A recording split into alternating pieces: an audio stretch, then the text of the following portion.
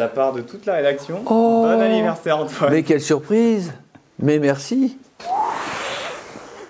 C'est quoi, c'est un quingnan, du beurre quoi, un gâteau, du beurre on va dire. Alors du coup, ça vous fait quel âge sans indiscrétion? 71, je suis pas très anniversaire moi. Quoi, je me dis pas tiens, 71, 72. Il y a un moment où effectivement les chiffres s'imposeront d'eux-mêmes, mais là je n'en suis pas encore là. Touchons du bois.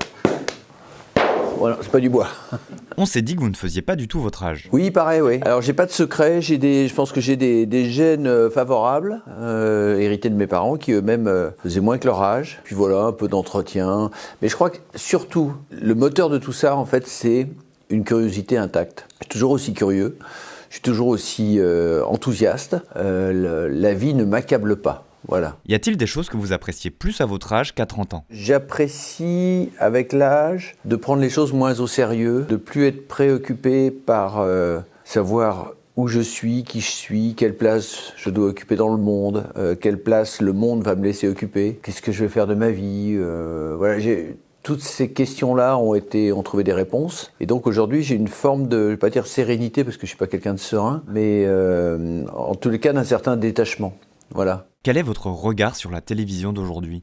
Ce qui a changé dans la télé, ce que je peux en percevoir, c'est que, en tous les cas, si je dois en rester à Canal, en 40 ans, il s'est quand même passé pas mal de choses. Il y a eu l'Internet qui est arrivé, les réseaux sociaux. Donc tout ça s'est disséminé, cet état d'esprit s'est disséminé. Et la télévision a tellement changé que aujourd'hui, une chaîne comme Canal est plus proche d'une plateforme avec MyCanal que d'une chaîne de télévision. Donc j'ai même plus tellement l'impression de travailler sur une chaîne de télévision, je travaille pour une plateforme qui met à disposition des contenus que les gens vont consommer à leur gré quand ils en ont envie, où ils en ont envie. Donc c'est tout à fait contraire à l'idée première de la télévision avec laquelle j'ai grandi, où c'était des rendez-vous. Si on ratait telle émission, c'était foutu. Y a-t-il une personnalité qui vous a marqué plus qu'une autre durant votre carrière? Moi, celui qui m'a toujours touché, ça fait 40 ans que ça dure et c'est toujours aussi fort aujourd'hui, c'est Springsteen. Parce que j'aime autant l'homme que le musicien. C'est quelqu'un qui me nourrit énormément.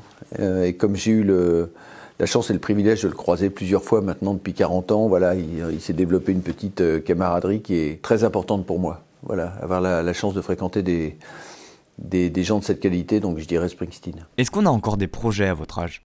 Ah oui, ça, des projets, c'est pas ce qui manque. C'est une connerie avec José. On y réfléchit depuis un moment déjà.